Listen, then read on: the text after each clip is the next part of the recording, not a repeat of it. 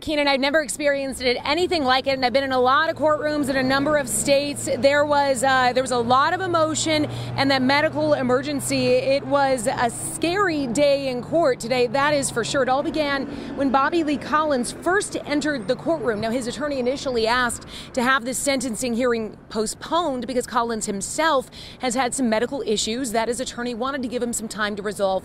But the judge said no, the sentencing must continue on. Now, the prosecutor said that Collins had a responsibility to protect his coworkers on that day back in March 2017, and that his actions forever changed two other families.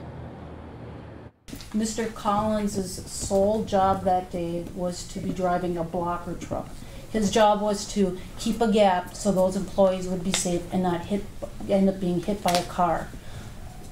Mr. Collins, because of his gross negligence, for whatever reason, ended up ramming into the back of both of them and killing them.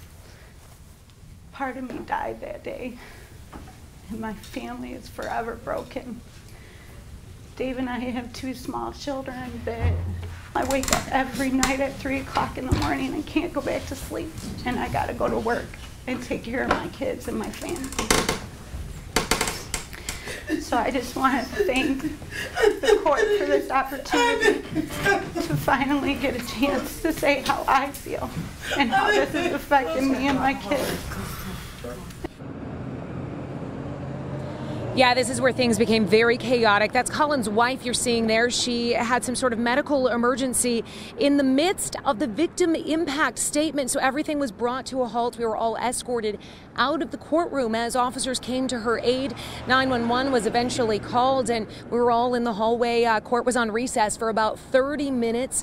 EMS crews did arrive. She was taken away on a stretcher, but she was coherent. She seemed to be talking and awake, and a couple of the first responders I spoke with said they thought she would be okay, but she was taken to the hospital, and then court continued on. Those victim impact statements continued, and then Collins himself had a chance to speak.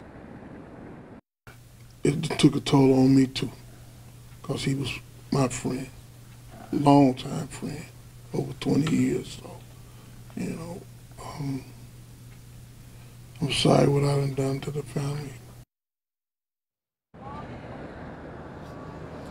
He also apologized to his work. He apologized to his family. He said he's sorry for himself. He's sorry to all of those he hurt.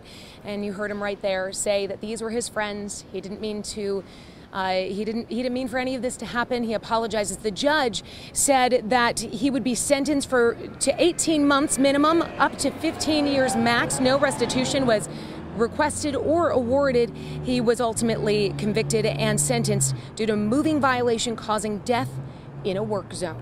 Reporting live here in Detroit, Jennifer Ann Wilson, 7 Action News. All right, thank you very much, Jennifer Ann.